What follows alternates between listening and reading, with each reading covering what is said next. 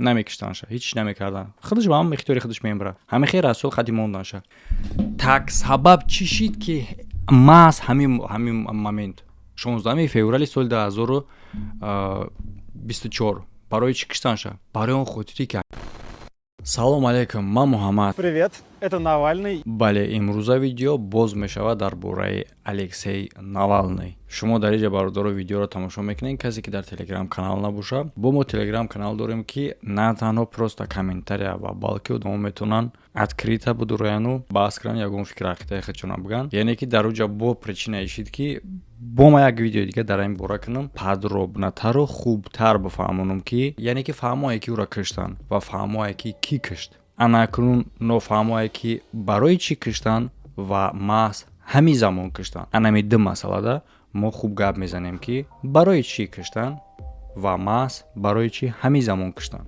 ва вақте ки ман чунин видеоро мекунам, дар комментария менависанд ки бародар ту хеле видео мекунӣ, дамо проблема мешава. бародарои азиз, шумо агар гап зада натонед дар чунин мавзӯъҳо, вақте ки шумо мавзӯъро тамошо мекунед ки ма гап задагим, и ягон хел дар шумо проблема намешава. илтимос ҳамин хел феъла партоен. мисол дар ҳоле ки худат як мавзӯъро гап зада натонӣ, як одами дигарро бигӯӣ ки гап назана. ягона чизе ки дар муҳоҷирати Россия шумода метавонад ки ёрдам буда ки проблема нашаватон ё ин ки проблема камтар боша, рост кардани ҳуҷҷатотоне ки сари вақт нигоҳ кунед, регистрататон просроченӣ набоша, граница рафта гузашта омадагӣ бошен, яъне ки ҳуҷҷат первой очереде дар шумо. ва барои чунин кор ба шумо ёрдам мекунад ширкати парвоз авиа барои тахт кардани ҳуҷҷатҳо, проверкаи ҳуҷҷатҳо ва граница рафта омадан ба тавассути самолёт, агар ки дилтон ҳаво нагира. ва арзонтарин билетҳои ҳавопаймо дар ин ширкат ай. ва агар ки шумо бигӯед ки не ба самолёт не, ман мехоҳам ба мошин бирам, барое ки дилам ҳаво мегирад. марҳамат бародаро, ин ширкат шуморо метавонад ба границаи Қазоқистон бурда биёра. мошинои комфортнаи замонавӣ хатияй. марҳамат истифода баред. ман бале дар видеои пешина гуфтам ки логически рассуждат кунем, медонем барф мезана например, ту метавонӣ гуфта ки не барои он хотире ки ин барф бояд ай ҳаво боридан шуд, ман бояд доказат дошта бошам ё ки тасдиқ кунам ё ки ягон олим дар кора ки тасдиқ кунад. не, барое ки ин очевидния, ин чизи аллакай маълумае ки барф аз ҳаво меборад ё ин ки борон тарай. ту дар кора ки доказат кунӣ ки борон тарай. ба мисли ҳамин бори Алексей Навалнийро ки кишт, барои чӣ кишт, иш очевидния. Алексей Навалний ягон одами дига интересна нест беғарзаи Путин, чунки ин противники ӯ, яке аз противники сахттаринаш. Я действительно считаю, и я уверен, что за покушением на меня стоит президент России Владимир Путин. И мне кажется, что все события, которые происходят прямо сейчас, указывают на это. Представьте себе, кому-то проломили голову кирпичом. Он пролежал месяц в больнице, возбудят уголовное дело? Ну, конечно. Кого-то пытались убить, застрелить из пистолета, но не убили, а тяжело ранили, и он 18 дней лежал в коме. Возбудят уголовное дело? Конечно. Почему в моем случае уголовного дела нет, расследования нет, ничего нет? Я не знаю, где моя одежда. Telegram-каналда будроен. метавонед ки дар уҷа фикр ақидаи худтонам баён кунед ба мисли ина бародаре ки яке аз инициатори ин ҳамин видеои ҳозира мешавам ёдам. шумо гуфтед ки дар предпоследни видеотон ки видеои оянда дар бораи интервю мешавад. шумо гап назадед. агар мавзӯи интервюро гап занед, баъд хулоса мекунем. ман ҳол дар бораи видеои предпоследни ҳеҷ чӣ наметавонам гуфтан, барое ки шумо дар бораи интервю гап назадед. ин бародаро фаҳмишам қадар суст кундай ки обсуждат кардеса видеоиро ки ҳоло набаромада. вообще видеои охирони маро шумо будорем бинед дар бораи чие? дар бораи запрети радиои озодия, дар бораи муҳоҷират, дар бораи ки барои чи ҷасади Алексей Навалнийро ба модараш надоданд. ӯ видео ба интервью чӣ дахолат дорад? интервью вообще общий колоссальный чизи калонае ки дар асосаш маро ба короче дар худи интервью ма хубтар мегум, яъне ки мавзӯъ дигарае. акнун нигоҳ кунем бародар, чихе ки дар аввали видео гуфтем гап мезанем дар бораи оне ки барои чӣ Навалнийро маҳз ҳамин замон киштанд ва чӣ ба киштанд. ки кишташ аллакай иш фаҳмоае. якумаш чӣ ба киштанд? ҷавоб дар савол чӣ ба киштанд? барои он хотире ки Навалний бо мегум противники ашадии Путин буд. Яъне ки ба мисли ивори одам, ба мисли ивори противник, ба мисли ивори мухолиф Владимир Путин надошт. Чӣ намуд оппозитсияе ки дар Россия ҳастай, чени Навални нест. Чунки на як эксперименти оддӣ ма шумо да як савол метавонам. Агар ки шумо оппозитсияи Россияро следит кунед, беғарз Алексей Навални, кономи ягон оппозитсияи дигара бугӯ. Вот ҷавобаш. ҳатто агар одаме бошӣ ки следит кунӣ, номи дига оппозитсионера гуфта наметавонӣ. Фақат дар даҳан мебурад Алексей Навални. бале бардор ҳамин хел аста. И одама миллион одамо дастгирӣ мекардан ва тарафдорӣ мекардан.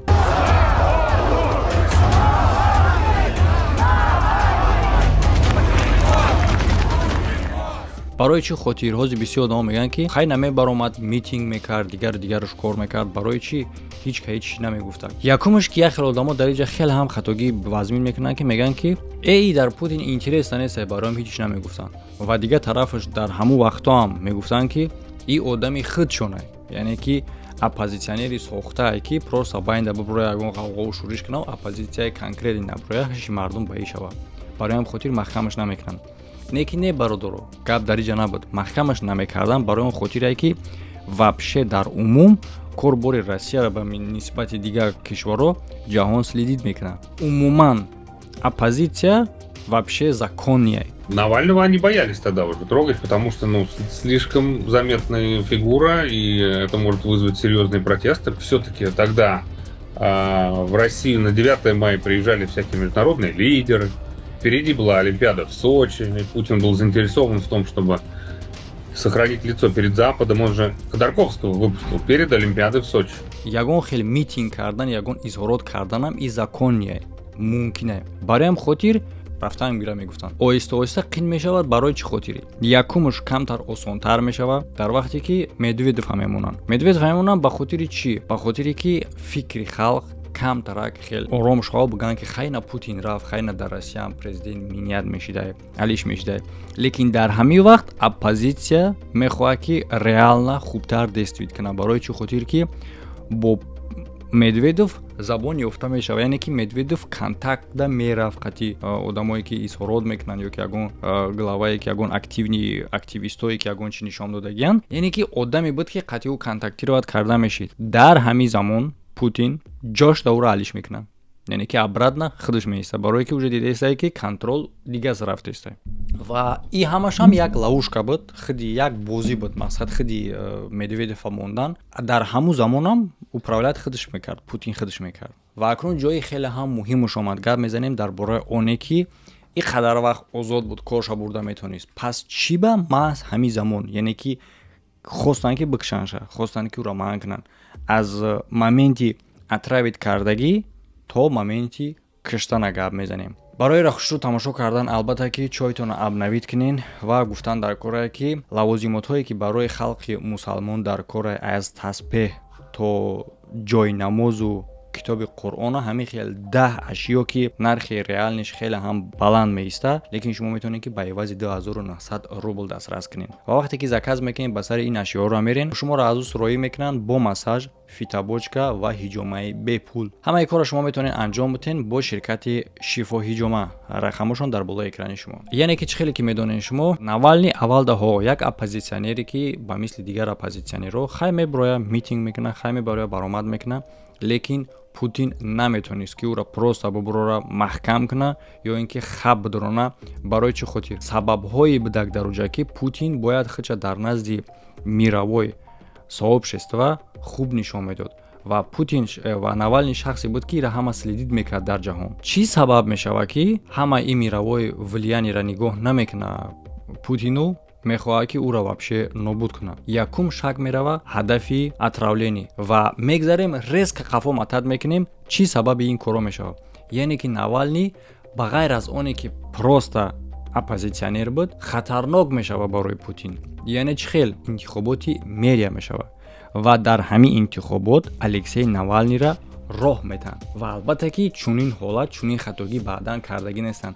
Лекин шумо тасаввур кунед ки оппозитсияро дар интихобот роҳ доданд ва ин ошибкаи калони правительствои Россия буд барои худшон.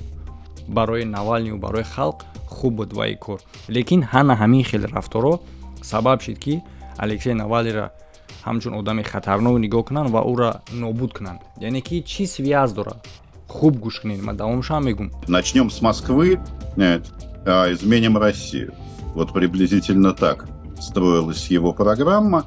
И всем было очевидно, что они имеют дело не столько с мэром Москвы потенциальным, сколько с потенциальным будущим федеральным политиком. Чихе бугум специально махсус ира мемонанд барои он хотире ки Собянин боебита, яъне ки против Собянин мекунанд ин кора. Лекин ошибка дар чӣ мешавад ки Алексей Навальный дар ҳамин интихобот овоз мегирад.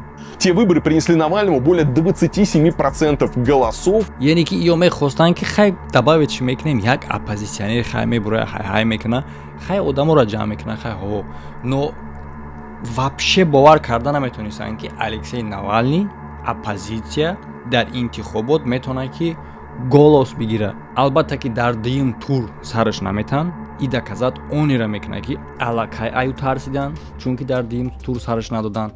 Ва баъди аввало мешид ҳолатое ки ягон изҳорот, ягон митинг, ягон чита мебурдан 10 сутка, 1 ҳафта ё 15 сутка маҳкамаш мекардан. Лекин баъди любой корда срокҳои конкретниш метан. Ва одамире ки фонди барба с коррупсия дора, ФБК, ба коррупсия гунаҳгорш мекунанд. Яъне ки нигоҳ кунед шумо абсурдии кора.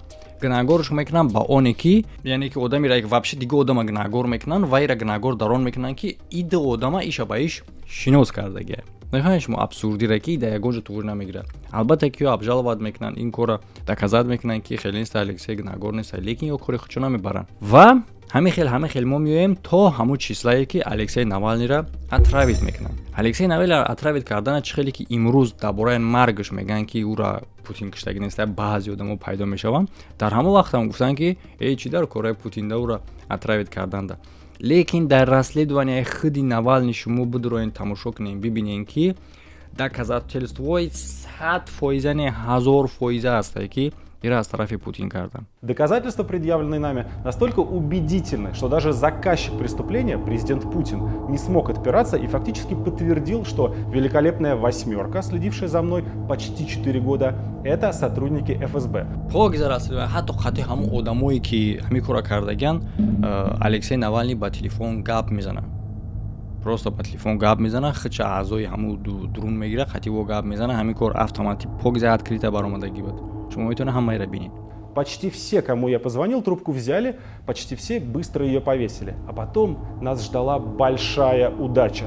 Константин Борисович Кудрявцев, военный химик из Института криминалистики ФСБ, работавший до этого в научном исследовательском центре биологической безопасности Министерства обороны и военной академии радиационной, химической и биологической защиты. Он разговаривал со мной 45 минут, предполагая, что я помощник секретаря Совета Безопасности и бывшего директора ФСБ Патрушева. Ну вот, представляете себе трусы, да? И вот трусы, и в каком месте есть самая паховой частью трусов. бо дараҷа мировое общество кор мегирад, резонанси калон мешавад ки дар ҳамин отравлени Алексей Навальный намемирад. Мегзарон Алексей Навальныро мемонанд дар тюрма ба условияҳое ки дар чунин условия одам бояд худаш бумбара, яъне ки добровольно бумбара, чӣ хеле ки официальни сабаби маргиро гуфтан, внезапный смерть баровардан ки одаме ки худ ба худ мурда ё ин ки тромпуш кафида ягон чиз дигар. Чунин ҳолатро одамо дар ҳолате намегӯянд ки сабаби марги одама гуфтан нахоҳанд. Агар гӯш кунен, иқавақ маҳкамаш кардан, хуб гӯш кунен чӣ мегӯям. Иқавақ маҳкамаш кардан, рафт теста буд кор, ҳамун хел условия изолясияи дамонданша ки азоб мекашид, соз намехӯрд, ба шиканҷаву ба азоб, организмаш ба ҳамин состояние фарсуда шава ки худаш ба худаш бимбара, мондагӣ буд. Намекиштанша, ҳеч намекардан. Худаш ба ҳамин ихтиёри худаш мембара. Ҳамин хел расул хади монданша. Так сабаб чӣ шид ки маҳз ҳамин момент 16 феврали соли 2024 барои чӣ киштанша? Барои он хотире ки агар намекиштанша озод мешид. Гуманитарный обмен. Российские шпионы в обмен на политических заключенных. В сентябре об этом писал Wall Street Journal. Потом были еще публикации. Вы видели, что в интервью Такеру Карлсону Путин сам обозначил, кого он хочет получить в результате обмена. Берлинского убийцу. Он, правда, называет его патриотом. Вадима Красикова. мефаҳмо? яъне ки ин информатсия, ин маълумоте ҳастае ки нав баромад аз командаи худи Алексей Навалный. Ва албатта ки маълумот пешакиам буд, лекин намегуфтанша барое ки процесси корӣ рафтеста барои озод кардани Алексей Навалный. Ва чунин соглашение мировой рафтагӣ буд бо Путин ки иваз мекунанд. яъне ки ҳамахе шумо медонед ҳастаи обмени Туремчко. Як шпиони русиро ки дар хориҷа ҳабс шудагиай бояд ки иваз мекардан бо Алексей Навалный. Ва ҳамин замон вақте ки бояд ки процесси обмен бигзара, Алексей Навалный мембра. Бо совпаденӣ, агар шумо ирам совпаденӣ хиёл кунед, ман хиёл мекунам ки ҳеч нагум, биё бародаро, ин совпаденӣ шуда наметавонад. И аллакай совпаденӣ нест. замоне ки бояд Алексей Навалнийро озод кунанд, ҳамун замон Алексей Навалний мембра.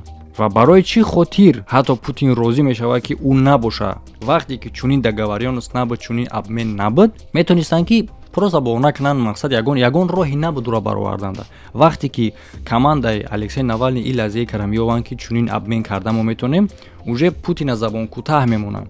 яъне ки Путин бояд отказ кунад ай шпиони худаш ки дар хориҷа маҳкамаи. Не албатта. Отказ кардан и уже нишон медиҳад ки Путин аз шпиони худаш отказ мекунад. Хай чӣ я политзаключёнеро озод ку, шпионта обратно беги. Албатта ки ин кора бояд бикунӣ. Но намехоҳӣ ки Алексей Навалний дар озодӣ боша, барое ки ӯ барои та опасния. Бо тем боле дар ҳамин вақте ки агар ӯ бубуроя соли 2024 интихоботай, ҷангай, ин қадар одам противай, ин қадар одам гризай, ай Россия грехтесан, ин қадар одам безор шудагиан аз ҷанг. ҳамин вақт шумо тасаввур кунед ки Алексей Навалний дар озодия. Медонед шумо ки чӣ хел покза корои Путина ҷазир мекард. Ва Путин албатта ки ира медона. Лекин намехоҳад ки аз договорённости ки рафтестай аз ӯам рад куна, аз ӯам даст бикаша. Барои он хотире ки открита чӣ хел мебурои ту мировой мегӯ ки ман аз шпиони худам даст мекашам, ки ура дар интервюш Путин патриот мегуфт. Понятное ки киштанша, понятное ки барои чӣ киштан. Ва чизи дигареш доказат мекуна ки давоми 9 рӯз ҷасади Алексей Навалнийро ба наздикош барои ба хук супурдан надоданд. Як саволи элементарни ба шумо, элементарни савол. Барои чӣ? Барои чӣ ҷасада надоден? Вақте ки халқ ғавғо мекунанд, шӯриш мекунанд, модари Алексей Навалнийро файрод мекунанд, условия мемонанд ки метемта ба шарте ки специальни могилада худмон мегуронемша, закрити похрани мешавад. Ҷасада надодан. Любой сабаб ёрку ба ма бугу ки метонест барои нами сабаб ната. Любой сабаб. Ягон сабаб оварда наметони, дариҷа як сабабай. Пинҳон кардани изи ҷиноят. Заҳрое будае ки вақте ки одам агар бо ҳамун тариқи ҳамун заҳр агар мекиштаянд, баъди мурдаи худи одам ҳамон хел газ дар организми одам ӯ выделят мекардае ки дига одаме ки дар назди ӯ ҷасад боша, ӯам метонистанд ки заразит шаванд, бумранд. Мисоли наметавона яке аз причинаш боша ки ҷасада надодан, просто маҳкам кардан, истодан безопасно типа. Но метонем ки чунин ядам набоша, бигем дигар шаб. Яъне ки любой иза вақте ки ҷасада супориди мешава фаҳмида. Вақте ки ҷасада монди, разлагания мерава, яъне ки пусидани организм мерава. Ҳамун чиз всасывад мешава, нобуд мешава. Ва ён ки худшон дар уҷа вскрития мегзаронанд, ҳаракат мекунанд ки чӣ изу чӣ чизе ки ҳастай нобуд кунанд. Ин чизи очевидняе бародаро. Одамо барои чӣ хотир наметавонанд фаҳмида, барои чӣ хотир меган як чизе ки открити понятие всё равно бовар намекунанд. Ин чизи нормальное, майра 100% мефаҳмам. Одамо чизи сафеда сиёҳ меган. Сиёҳа сафед. Ин шӯхӣ нестай, ин реальное. Эксперимент ҳамин хел ҳастае ки дута пирамидаро мемонанд. Посмотрите, какого цвета пирамидки. Ваше мнение? Обе белые. Обе белые. Обе белые. Обе белые. Обе белые. Обе белые. Обе белые. Обе белые. Конечно, обе белые. Белые. Обе белые? Да. А если серьезно? Обе белые. Убеждены? Я убежден. Спасибо большое. Ребята, спасибо. Ду пирамида якташ сафед, якташ сиёҳ. Одами сохтара мепурсанд, мега ки ҳарди пирамидаҳо чӣ хелияй? Ҳарди пирамидаҳоро ӯ як ранг мега. Сафед ё ки сиёҳ без разница. Дуюм одамам, яъне ки ӯро маслиҳат кардаган ки та ҳарди пирамидаҳоро як ранг мегӯй. Ва одаме ки навай намедонад ки 10 одам сохтаанд, хиёл мекунад ки ҳамаш дар эксперимент иштирок дорад. Ин одами навам хе нигоҳ мекунад, як аз هر دی پیرامیدو را یک رنگ میگه، سفید و سیاه هر یک رنگ میگه. دیمش هم خیل، سهیمش هم خیل، چهارمش هم خیل. А если серьезно? Обе белые. برای چی خاطر همین کار میشه؟ اینا میگن تاثیر جامعه، общественное влияние. و در ما در هر یک آدمیزاد همه ماده یک نمود اتکای پروپاگاندا رفته است در سرت که این شوخی نیست که تو ایرا ایگنوریرواد کنی، отрицать کنی، نشنوی این влияние پروپاگاندا در تاثیر نکنه. یقینا رد کرد که آدمو میبره که تاثیرش نمیکنه. پروپاگاندا شما امروز اگر تمبولی که آدمی در درون روسیه باشه یکمش برای از پروپاگاندا آزاد شدن تلویزیون تماشا نکنین. اینمی تلویزیونی پدانات تماشا نکنین. برای چه خاطر؟ برای اون خاطری که تلویزیون دا подобранные канал‌ها. канал‌هایی که راست گپ میزنن او را запрет میکنن. آدمایی که راست گپ میزنن زبانشون میبندن. یا پریمیر عادی رادیوی آزادی را کانالی نجلاتلی موندن. شما ما در ویدیو بیارین که رادیوی آزادی در برای جنگ روسیه، رادیو свобода کانال روسیه گفته باشه و همو گپ خطا باشه که سبب اون شوه که روسیه رادیو آزادی را در چورنی سپیسیک مونده باشه. نیسته خیلی گپ. رادیو آزادی چیزیش که هسته همو را میگه. گرفتن در روی خط سیاه موندن شه. کانالایی که شما تماشا میکنین در تلویزیون هسته این پروپاگاندا هسته که چیزی را که باید با طرف با فایده دولت باشه همو را میگن. فقط کاری خوبش تعریف میکنن، کاری که بد باشه او را هم خوب تعریف میکنن. یعنی که یک پریمیر عادی جنگ همی رفته و آدمای اوکراین را کشتن، همی را یک چیزی مقدس نامیدن. این در یگان جا توری نمیگیره. این پروپاگاندا. وقتی که تو چنین چیزا بیشتر میشنوی ای طرف از هر سه تو دیگه درونی همو دوباره چه رفتن میگیری. خیلی هم با میگم موزگی سخت در کارایی که در داخل سیستم نباشید. بیرون از سیستم فکر کنی. خیلی تورش تا بیستی و خیلی آبشی کارتینه را از تور نگاه کنی. فهمیدی؟ تعمیر ادسینید میکنی همچون یک چیزی گیر دکه که به دسته نو دسته داره. پروسه تو ندیدیش.